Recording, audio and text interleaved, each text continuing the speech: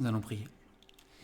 Seigneur notre Dieu, que ce matin encore tu puisses parler à nos cœurs, que tu puisses, Seigneur, être libre par ton esprit, d'agir en nous, afin de toujours nous rendre plus conformes à Jésus-Christ, à ses pensées, à ses voies. Même si, Seigneur, tu es et tu restes un Dieu très haut, c'est vrai, un Dieu très grand, un Dieu qui nous dépasse. Mais ce matin encore, Seigneur, nous voulons plonger nos regards dans ta parole. Et Seigneur, apprendre de toi. On prie aussi pour les enfants qui, ce matin encore, vont recevoir cette parole de vie, qu'ils puissent comprendre ce que Jésus-Christ a fait pour eux, qu'ils puissent s'attacher à toi, Seigneur, et que tu puisses, par là même, les préparer à cette vie qui les attend. Nous te bénissons, Seigneur, pour ta fidélité. Au nom du Seigneur Jésus. Amen. Amen. Bon, je ne vous cache pas que le message risque d'être un peu décousu ce matin, dans les circonstances de la semaine. Ça n'a pas été évident de choisir quoi traiter. Donc voilà, c'est sûr qu'on a été tous bouleversés et choqués par le décès de Luc, qui a été baptisé là il y a quelques années en arrière, et qui laisse une femme et des enfants. Donc ça suscite beaucoup de questions, d'interrogations. On n'a pas toujours toutes les réponses, et même la parole nous donne parfois pas non plus toutes les réponses. Un premier verset, c'est Jacques chapitre 4, verset 14. Un premier verset qui m'est venu à l'esprit cette fin de semaine. C'est ce verset-là, dans l'épître de Jacques.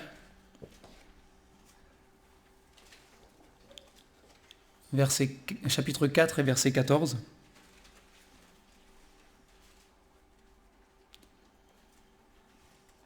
Vous qui ne savez pas ce qui arrivera demain.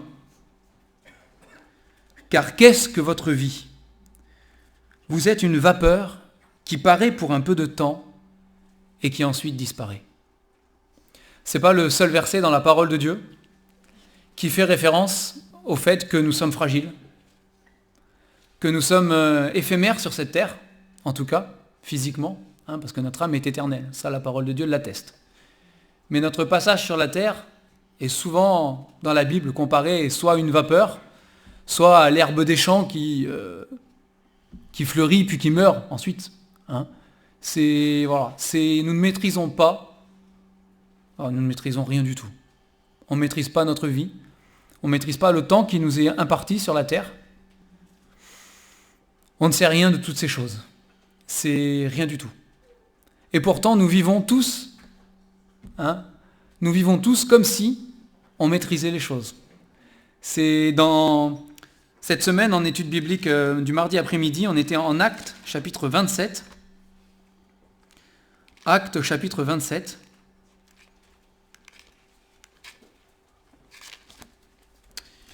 Si on peut afficher juste le verset 13.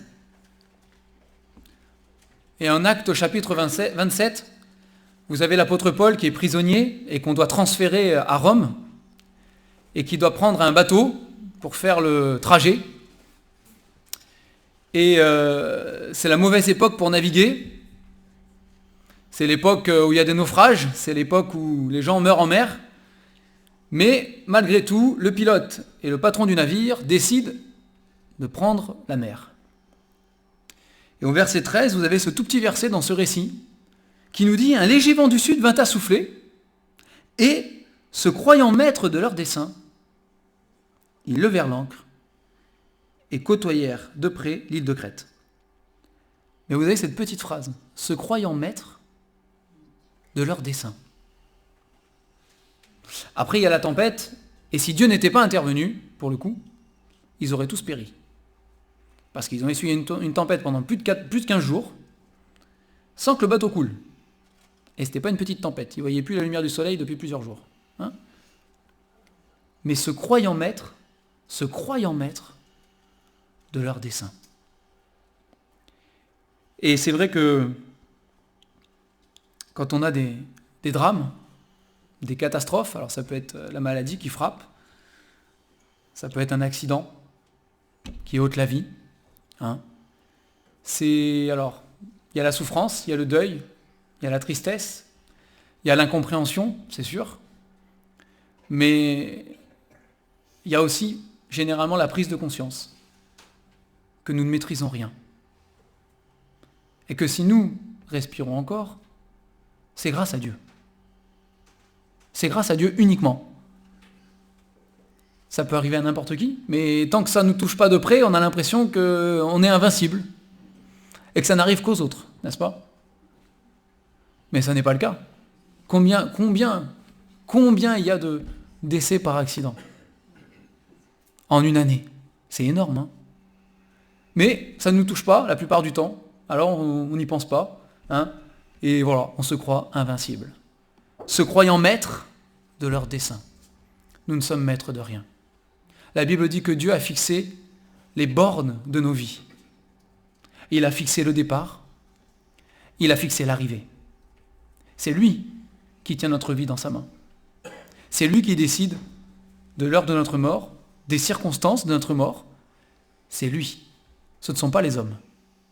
Ce ne sont pas le hasard des aléas de ce monde. C'est Dieu.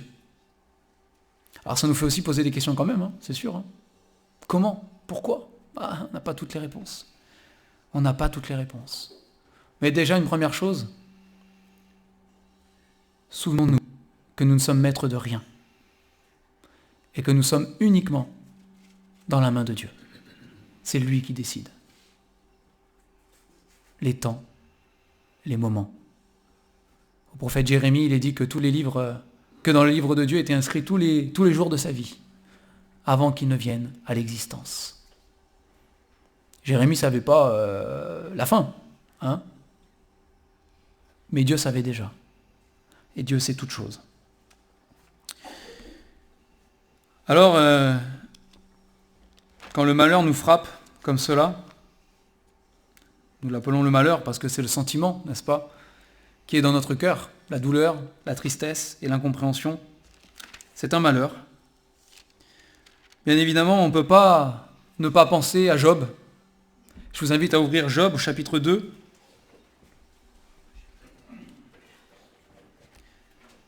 Et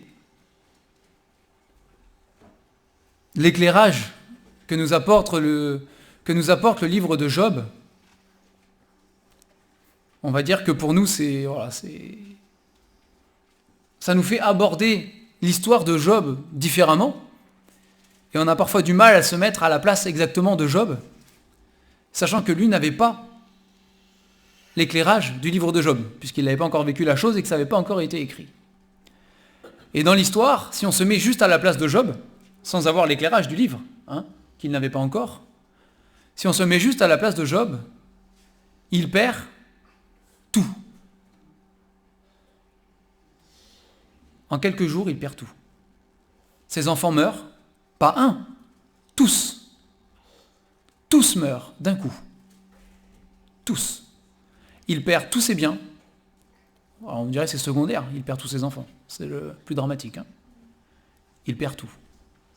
Et il perd la santé. Il se retrouve assis par terre, lui qui était un homme élevé en position, hein, à son époque, siégé à la porte de la ville parmi les anciens, il était considéré. Il se retrouve assis par terre, avec un ulcère malin, des plaies sur la peau, il se grattait avec des tessons de bouteille. Hein. Il n'a plus rien. Il a tout perdu. Il est dans une détresse qu'on n'imagine pas. Et Job, contrairement à nous qui avons le livre, Job ne sait pas pourquoi il est frappé. Il n'en a aucune idée. Il ne sait pas ce qui se passe. Il sait une chose, en tout cas c'est ce que lui, dans sa tête, hein, c'est son raisonnement, on voit dans les Écritures, dans le livre, hein, il sait une chose, Dieu m'a pris pour cible. C'est le raisonnement de Job lui-même. Hein. Il dit à Dieu, pourquoi as-tu tendu une flèche sur ton arc et en suis-je la cible, Seigneur? Pourquoi? Et tout le livre de Job est rempli de pourquoi. Ah, il y a d'autres choses, bien sûr, hein, mais il y a beaucoup de pourquoi. Et pourquoi moi, Seigneur? Et pourquoi ça tombe sur moi? Et pourquoi tu me fermes le ciel?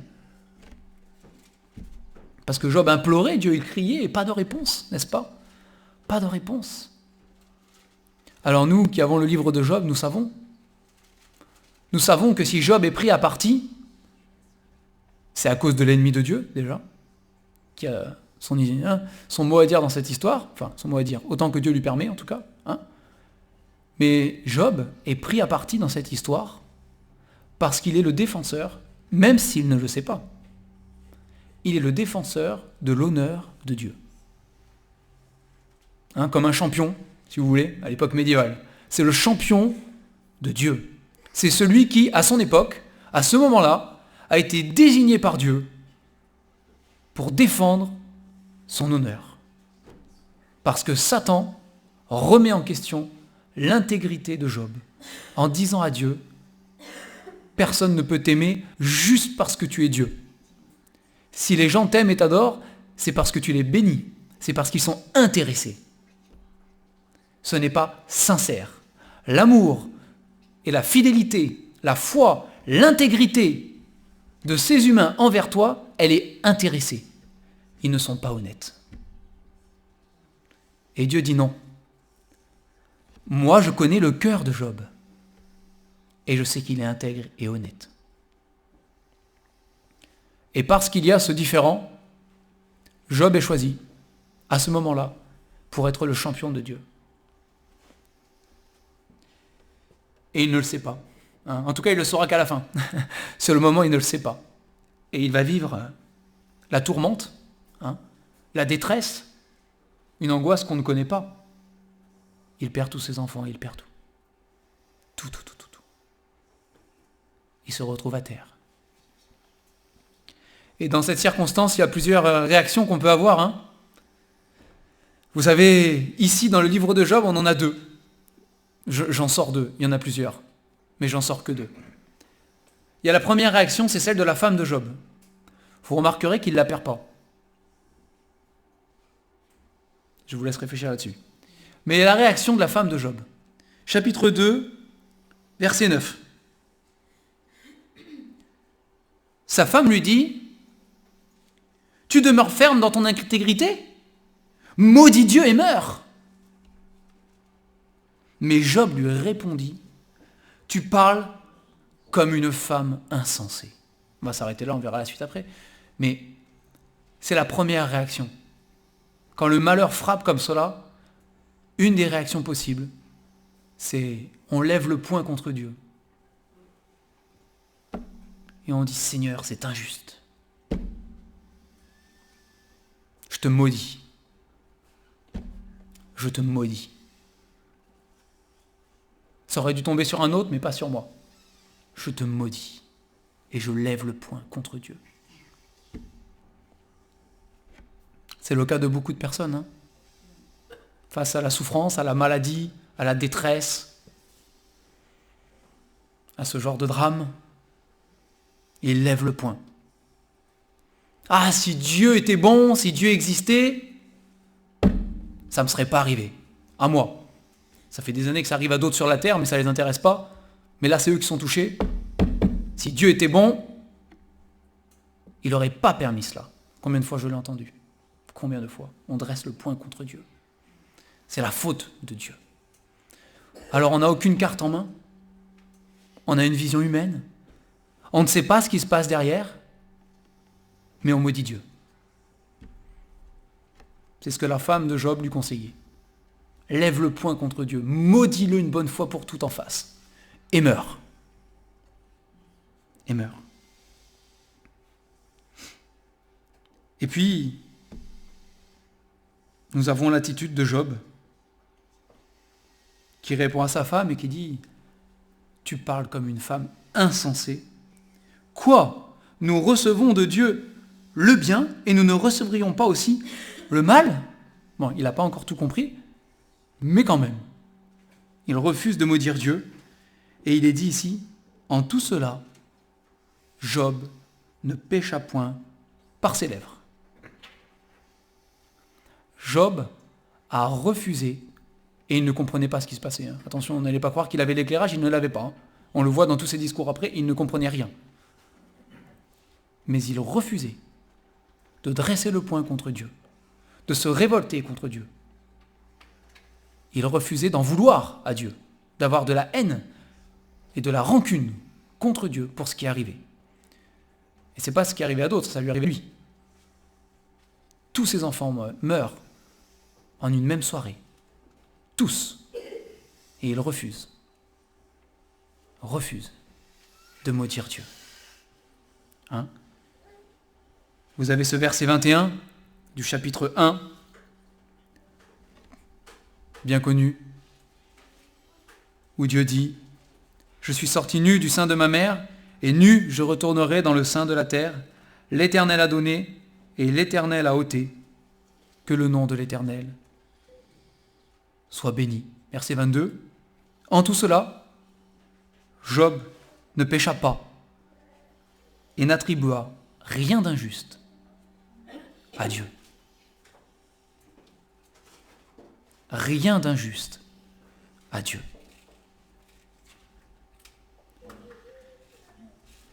Ramon nous a rappelé ce matin que, c'est la parole qui nous l'a rappelé, que nous sommes gardés. L'ange de l'Éternel est celui qui nous garde. Il gardera ton départ et ton arrivée. Mais des fois, physiquement, on n'arrive pas. On meurt en route. Dieu reste notre gardien. Il garde nos âmes. Ceux qui sont à Jésus-Christ, il est dit qu'on est retourné vers le berger et le gardien de nos âmes. Notre corps physique, des fois, il reste en route. Mais pas notre âme. Si nous sommes enfants de Dieu, si nous appartenons au Seigneur Jésus-Christ, notre âme est gardée pour l'éternité. Il est le gardien de nos âmes. Alors oui, c'est vrai, quand on part en voyage, souvent, on prie. En tout cas, j'espère qu'on le fait. Et on dit, Seigneur, garde mon départ et mon arrivée. Et on a foi que le Seigneur le fait. Parfois, c'est pas dans ses plans. Parfois, c'est pas dans ses plans. Parfois, nous n'arrivons pas. Bon, on arrive peut-être plus vite là-haut. Parfois, c'est un mal pour un bien. C'est ce que disait l'apôtre Paul. Je suis pressé des deux côtés. D'un côté, rejoindre Christ déjà, ce qui est le meilleur. Mais il faut que je reste là. On a, en Lamentation de Jérémie, chapitre 3, Lamentation de Jérémie, chapitre 3, on a l'impression que c'est Job qui écrit ça. J'avais jamais remarqué à quel point c'était similaire. On a l'impression que c'est Job qui l'écrit. Bon, Jérémie, dans ce contexte-là, des horreurs et des drames, il en vit. Il est à Jérusalem, ville assiégée par les Babyloniens, où l'on meurt de faim, et quand on meurt de faim, on en vient à faire des choses innommables, cruelles, qui nous dépassent. Et entouré de tout cela, voici ce qu'il dit. À partir du verset 1, « Je suis l'homme qui a vu la misère sous la verge de sa fureur. Il m'a conduit, il parle de Dieu, mené dans les ténèbres et non dans la lumière. Contre moi, il tourne et retourne sa main tout le jour. Il fait dépérir ma chair et ma peau. Il a brisé mes os. Il a bâti autour de moi, il m'a environné de poison et de douleur. Il me fait habiter dans les ténèbres, comme ceux qui sont morts dès longtemps. Il m'a entouré d'un mur pour que je ne sorte pas. Il m'a donné de pesantes chaînes. J'ai beau crier et implorer du secours, il ne laisse pas accès à ma prière. Il a fermé mon chemin avec des pierres de taille. Il a détruit mes sentiers. Il a été pour moi comme un ours en embuscade, un lion dans un lieu caché. Il a détourné mes voies. Il m'a déchiré. Il m'a jeté dans la désolation. Il a tendu son arc et il m'a placé comme un but pour sa flèche. C'est ce que disait Job aussi. Il a fait entrer dans mes reins les traits de son carquois. Je suis pour tout mon peuple un objet de raillerie. Chaque jour, l'objet de leurs chansons. Il m'a rassasié d'amertume. Il m'a enivré d'absinthe. Il a brisé mes dents avec des cailloux. Il m'a couvert de cendres. Tu m'as enlevé la paix. Je ne connais plus le bonheur. Et j'ai dit, ma force est perdue. Je n'ai plus d'espérance en l'Éternel. Quand je pense à ma détresse et à ma misère, à l'absinthe et au poison, quand mon âme s'en souvient, elle est abattue au-dedans de moi. On dirait Job, vraiment qui écrit. C'est très similaire. Il est dans une telle détresse qu'il dit à Dieu, tu m'as pris pour cible et tu me rassasies de malheur. Tu me rassasies de douleur, de détresse. Tu m'as jeté dans la désolation et tu me fais habiter dans les ténèbres. Il n'y a pas de lumière. Il n'y a pas d'espoir. Il n'y a rien. Il n'y a rien. Il tourne ses regards partout et il ne voit que des ténèbres. Pas de lumière. Rien du tout. Rien du tout. Mais au verset 21, il refuse. C'est une volonté, vous savez, c'est une décision de sa part. Il refuse. Il refuse de rester avec le constat de ce que ses yeux voient. Il refuse de rester avec ce que son cœur ressent et ses émotions. Il refuse. Il refuse. Et il dit au verset 21, « Voici ce que je veux repasser en mon cœur. » C'est sa volonté. Ce qui me donnera de l'espérance. Les bontés de l'Éternel ne sont pas épuisées. Ses compassions ne sont pas à leur terme. Elles se renouvellent chaque matin. Oh, que ta fidélité est grande. L'Éternel est mon partage, dit mon âme. C'est pourquoi je veux espérer en lui. L'Éternel a de la bonté pour qui espère en lui. Pour l'âme qui le cherche, il est bon d'attendre en silence le secours de l'Éternel. Vous lirez la suite chez vous si vous voulez. On va s'arrêter là pour ce passage. Mais c'est sa décision. Il dit, je refuse de rester dans ce constat que Dieu m'accable sans issue. Je refuse de rester dans cet état où Dieu me brise sans me relever un jour. Je refuse. Je refuse. Et c'est ce qu'il dit à son âme. Refuse cela. Parce que ce qu'il savait de Dieu, malgré toutes les circonstances qui disaient le contraire, complètement, toutes les circonstances décrivaient autour de lui un Dieu qui l'abandonne, un Dieu qui n'a que faire de lui, un Dieu qui ne se soucie pas de lui, un Dieu qui même peut être cruel et qui n'a aucun intérêt pour sa personne. C'est ce que toutes les circonstances autour de lui disaient. Il refusait cela.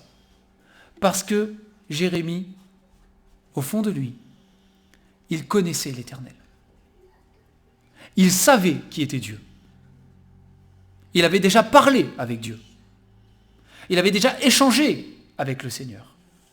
Il connaissait la parole de Dieu. Et il savait qu'envers et contre toutes les apparences, Dieu est un Dieu de bonté. Et il dit à son âme, souviens-toi de cela. Chaque matin, tu ne le vois pas, mais chaque matin, la bonté de Dieu se renouvelle. Ce n'est pas que Dieu a été bon pour un temps, Et parce qu'il y a un drame ou un malheur, la bonté de Dieu a été épuisée. On est arrivé au bout du stock. Rupture de stock de bonté. Maintenant, on passe sur le malheur et sur la détresse. Ce n'est pas vrai. C'est ce que Jérémie dit ici. Ce n'est pas vrai. La bonté de Dieu, elle est inépuisable. Mais parfois, on ne la voit pas. On a du mal à l'apercevoir. On est dans le brouillard. Et on ne voit rien d'autre que le malheur. Ça ne veut pas dire que la bonté de Dieu est épuisée. Elle se renouvelle chaque matin. La fidélité de Dieu demeurera jusqu'à la fin. C'est ce que la parole de Dieu nous dit. Elle demeurera jusqu'à la fin. Et des malheurs, des drames, on en vivra jusqu'à la fin. Il n'y a jamais eu aucune promesse du Seigneur, loin de là, pour nous dire que parce que nous croyons en Dieu, que nous sommes ses enfants, sur cette terre, nous ne verrons jamais le malheur. Où avons-nous vu ça dans la Bible? Ça n'existe pas. Dieu l'a dit. Jésus nous a prévenus, vous aurez des tribulations dans le monde, des angoisses, des détresses. Vous en aurez. Vous en aurez. Mais prenez courage, j'ai vaincu le monde. Mais vous en aurez. Vous ne serez pas épargnés. Pas plus que les autres. Le malheur atteint souvent le juste, dit les proverbes. Souvent. C'est pas de temps en temps, souvent. Mais il se relève, toujours. Mais le malheur atteint souvent le juste.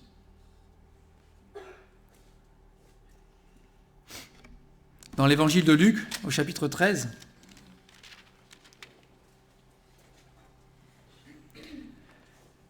il est question d'accidents et de malheurs à l'époque de Jésus. Et vous avez des personnes qui viennent voir Jésus pour lui parler de ces accidents, de ce que nous appelons, tant que ça ne nous touche pas, des faits divers. On appelle ça des faits divers quand ça ne nous touche pas. Quand ça nous touche personnellement, on a du mal à appeler ça un fait divers.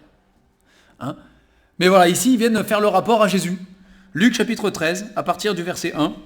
En ce même temps, quelques personnes qui se trouvaient là racontaient à Jésus ce qui était arrivé à des Galiléens, dont Pilate avait mêlé le sang avec celui de leur sacrifice. Donc vous aviez des gens de Galilée qui étaient là, qui faisaient des sacrifices. Alors, on ne sait pas dans quel contexte, mais bon, probablement dans un culte à Dieu. De manière religieuse ou pas, on n'a pas le contexte et c'est pas important. Toujours est-il que l'armée de Pilate a débarqué et ils les ont massacrés. On n'a pas le contexte. Mais c'est le résultat. Ils sont tous morts. Ils rendaient un culte là avec leur sacrifice et ils sont arrivés et les soldats les ont massacrés. Alors forcément, les personnes qui étaient à l'époque là s'interrogeaient. Et pourquoi ces personnes-là sont-elles mortes? Et pourquoi Dieu a permis ça? Et pourquoi? Alors ils viennent le rapporter à Jésus. Alors, on venait lui en dire des choses à Jésus. On venait lui rapporter ça. Et Jésus savait. Nous n'a pas toute la discussion. Mais la réponse de Jésus, au verset 2, il leur répondit, « Croyez-vous que ces Galiléens aient été de plus grands pécheurs que tous les autres Galiléens parce qu'ils ont souffert de la sorte ?» Alors, vous savez, quand Jésus pose une question comme ça, c'est qu'il sait ce qui est dans le cœur de ceux qui sont en face. Toujours. Vous remarquerez dans les discussions que le Seigneur Jésus a avec les personnes qu'il croise sur la terre, les questions ne sont jamais les mêmes avec les personnes, suivant les personnes en face de qui il est, mais elles sont toujours pile appropriées aux personnes qui sont là. Donc, on sait que dans le cœur de ces personnes, il y avait cette idée-là derrière. Et Jésus leur dit, verset 3, « Non, je vous le dis. Ce qui leur est arrivé est horrible, tragique. Il y a des femmes qui ont perdu des maris, il y a des enfants qui se sont retrouvés orphelins, parce qu'ils ont été massacrés par l'armée de Pilate. C'est terrible. Nous, on voit ça comme un fait divers parce qu'on est moins proche tout d'un coup. Mais quand on est proche, c'est la même chose ce qu'ils ont vécu. Et Jésus leur dit, vous croyez qu'ils étaient plus pécheurs que les autres? De toute la Galilée? C'est tombé sur eux parce qu'ils étaient plus pécheurs? Il dit non. Non, pas du tout. Mais, si vous ne vous repentez, vous périrez tous également. Et verset 4, il enchaîne. C'est même lui qui va aller chercher un autre drame. C'est Jésus qui prend les devants. Alors peut-être qu'ils savaient qu'ils avaient ça aussi en tête, hein, je ne sais pas. Mais c'est Jésus qui prend les devants. Il leur dit, ou bien, puisque vous voulez parler des malheurs, on va en trouver un autre, ou bien, c'est 18 personnes sur qui est tombée la tour de Siloé et qu'elle a tué. Croyez-vous qu'elles aient été plus coupables que tous les autres habitants de Jérusalem? Il dit, c'est passé un autre drame, hein, vous l'oubliez la liste, il y en a un autre. À Jérusalem, là, il y a une tour qui est tombée, qui a écrasé 18 personnes, ils sont morts. Et il y avait du monde à Jérusalem. Ça aurait pu tomber sur 18 autres personnes, c'est tombé sur cela. Il dit, vous croyez qu'ils étaient plus coupables que tous les autres habitants de Jérusalem? Il dit non, pas du tout. Pas du tout. Mais si vous ne vous repentez, vous périrez tous également. Alors le Seigneur Jésus ne répond pas. Il ne répond pas. Enfin, en tout cas, moi, j'aurais pas été satisfait de la réponse. Je vous le dis. Il ne dit pas pourquoi c'est tombé sur eux et pas sur les autres, finalement. Il dit juste que c'est pas parce qu'ils étaient plus coupables que les autres. Ce qui n'est pas satisfaisant. Eh oui, je veux dire, quelque part, les gens qui sont venus voir Jésus à ce moment-là et qui avaient ces questions-là, ils auraient été très rassurés, parce qu'ils se croyaient bien justes, ils auraient été très rassurés que Jésus leur dise « Ah oui, mais c'est parce que c'est tombé sur les pires des pécheurs de Jérusalem. Hein. » Ah, ils auraient dit « Ah, ça va, c'est...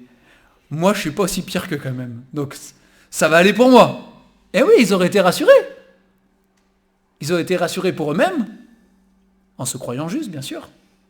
Ou en tout cas, moins pécheurs que les autres. Et en même temps, ils se seraient dit, ah, intellectuellement, je suis satisfait. Les pécheurs sont punis, c'est normal. Il n'y a rien qui échappe à ma compréhension. C'est satisfaisant pour mon intellect, satisfaisant pour mon ego aussi, hein, voilà. Mais c'est pas ce que Jésus dit, et au contraire, il ne répond pas. Il accentue l'incompréhension aussi quelque part, en disant, ben non en fait, je sais ce que vous pensez derrière dans vos cœurs, et moi je vous donne la réponse, mais je vous dis une chose, c'est que c'est certainement pas parce qu'ils sont plus pécheurs que tous les autres. Et c'est dur comme réponse. Franchement, ça veut dire que ça peut m'arriver. Du coup, c'est pas lié à ça et on ne sait pas à quoi c'est lié. Alors, peut-être qu'ils sont repartis en se disant bon, ça tombe au hasard. Ce n'est pas non plus ce qu'enseigne la parole de Dieu. Hein, ça ne tombe pas par hasard. Ce n'est pas un hasard. Il n'y a pas de hasard. C'est ce que dit la parole de Dieu. Le reste de la parole de Dieu nous donne au moins cet éclairage, même si on n'a pas toujours une réponse satisfaisante pour nos âmes, pour notre intellect en tout cas. Hein, on n'a pas toujours la réponse. Mais la Bible nous dit, ce n'est pas par hasard. Rien n'arrive sans que Dieu le permette. Mais le pourquoi il a permis que ce soit ces 18-là qui passaient là au moment où la tour est tombée, on ne sait pas. Pourquoi c'est tombé sur ces personnes-là qui faisaient le sacrifice ce jour-là et pas le lendemain quand ça en a été d'autres? On ne sait pas. On ne sait pas. Pourquoi c'est tombé sur Luc? On ne sait pas. On n'a pas ces réponses-là. On sait pourquoi.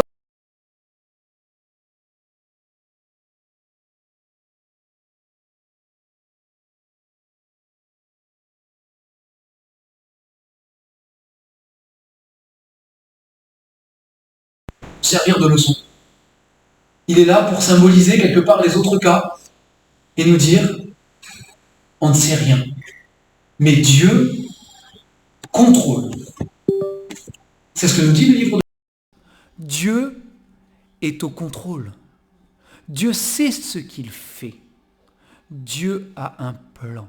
Alors, on ne va pas se mentir que c'est pas toujours la consolation dont notre âme a besoin sur le moment. Elle est bien légère parfois, cette consolation par rapport à ce qu'on voudrait vraiment recevoir de Dieu. Hein? Mais c'est quand même ce que dit la parole de Dieu. Dieu est au contrôle. Il sait ce qu'il fait. Job, c'était le champion de Dieu. Et par le témoignage qu'il a rendu dans sa souffrance extrême, il a défendu non seulement devant Satan, parce que c'était là qu'était l'enjeu, mais devant toutes les générations jusqu'à aujourd'hui, parce qu'on a son histoire. Jusqu'à aujourd'hui, encore, Job est toujours auprès du peuple de Dieu et auprès de tous ceux qui ouvrent la parole de Dieu. Il est toujours le champion de Dieu. Toujours. Vous vous rendez compte de ça? Il n'avait aucune idée de cela, lui, quand il a vécu cette tourmente, cette épreuve. Mais aujourd'hui encore, nous savons tous que Job est le champion de Dieu et qu'il a défendu l'honneur jusqu'au bout, jusqu'à la fin. Et à la fin, encore une fois, Dieu est Dieu. Vous savez, quand c'est pas le verset que j'aime souvent prendre parce que il est souvent pris à tort et à travers. Mais quand Dieu nous dit « Mes pensées ne sont pas vos pensées. Mes voix ne sont pas vos voix. » Il sait ce qu'il dit, le Seigneur. Il sait ce qu'il dit. Alors c'est pris à tort et à travers par les hommes pour justifier plein de choses ou pour faire croire que Dieu est mystérieux, ce qui n'est pas toujours... voilà. Néanmoins, ça reste une réalité. Les voix de Dieu ne sont pas nos voix. Et ses pensées ne sont pas nos pensées. Il dit autant le ciel est élevé de la terre, autant mes pensées sont élevées au-dessus de vos pensées. Et à la fin de Job, à la place de Job, je serais resté aussi sur ma faim. Enfin, on voit qu'après il a dû lui révéler l'histoire, mais sur le moment, quand il y a la discussion entre Job et Dieu à la fin, qu'est-ce que Dieu dit à Job? Il dit à Job, tu ne peux pas tout saisir parce que tu n'es pas Dieu. Et il dit à Job, le travail de Dieu, c'est le mien. Parce que Job, dans ses discours, disait, en gros, qu'il aurait pu discuter avec Dieu et lui faire comprendre qu'il y avait peut-être moyen de faire autrement ou je ne sais quoi. Et Dieu lui répond en lui disant, je suis parfait dans tout ce que je fais. C'est mon travail d'être Dieu et je sais le faire.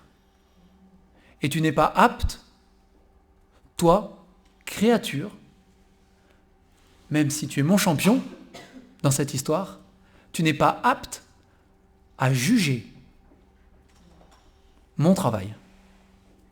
Tu n'es pas apte à juger mon rôle de Dieu. Tu n'es pas apte. Et Dieu lui dit à Job, où étais-tu quand moi, Dieu, j'ai créé tout ça, tout l'univers, d'une parole? Est-ce que tu étais là pour me conseiller à ce moment-là?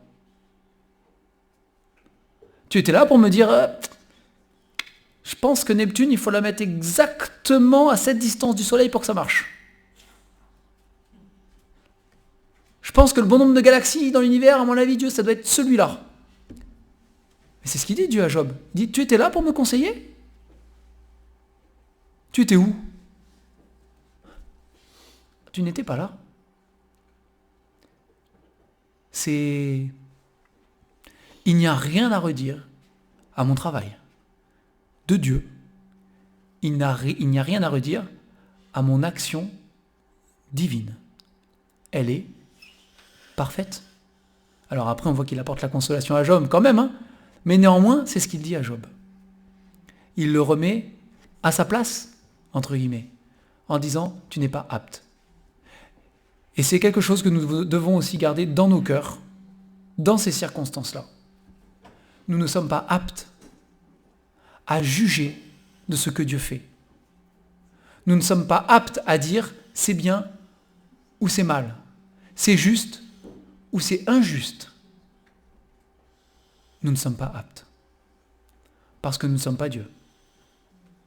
Nous sommes des créatures tellement limitées. Nous n'avons aucune visibilité sur le plan que Dieu déroule pour l'humanité entière. Aucune visibilité. Nous ne savons rien. Nous croyons savoir. Et certaines choses nous sont révélées par la parole de Dieu. Nous croyons savoir, mais nous ne savons rien. Nous ne savons rien. Mais à la fin, il nous reste toujours une chose dans toute la parole de Dieu, la foi. C'est tout ce qui nous reste. La foi, la confiance, que Dieu sait ce qu'il fait. Même si moi, je ne comprends rien. Je ne comprends rien. Et il y a beaucoup de choses que nous ne comprendrons pas jusqu'au bout. De pourquoi Dieu a permis ceci, ou pourquoi Dieu a permis cela, et pourquoi Dieu permet qu'on souffre. Il y a des choses que nous ne comprendrons pas. La Bible apporte certaines réponses, mais pas toutes. Il y a des choses que nous ne saisirons pas jusqu'à la fin. Mais c'est là que, comme nous dit l'apôtre Pierre, c'est là que notre foi est travaillée. C'est là que notre foi est éprouvée pour savoir où elle en est. Nous ne savons pas, mais nous pouvons faire confiance à Dieu. Et c'est ce que Dieu nous demande. La foi, nous dit la Bible, c'est de croire sans voir. Nous ne voyons pas non plus le plan de Dieu, mais nous faisons confiance que Dieu sait ce qu'il fait. Et nous faisons confiance que même si nous n'avons pas les mots, Dieu saura nous consoler. Plus qu'une consolation humaine. Il saura apporter la paix dans notre cœur dans les pires tempêtes. Une paix qui surpasse toute intelligence. Et une paix que nous ne pouvons pas décrire avec des mots et que nous ne pouvons même pas transmettre. Même en tant qu'enfants de Dieu, entre nous, c'est difficile.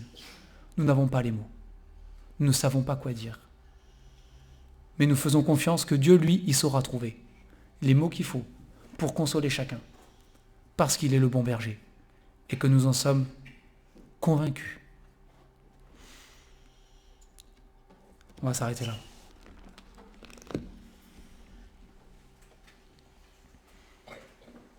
Seigneur,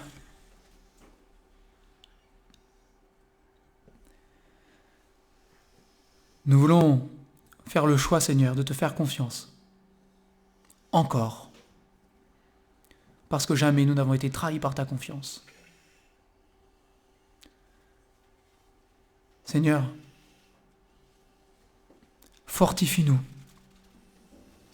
Fortifie notre foi. Même quand c'est difficile. Aide-nous, Seigneur, à garder les yeux fixés sur toi. Et viens consoler nos cœurs, Seigneur. Il n'y a que toi qui peux le faire.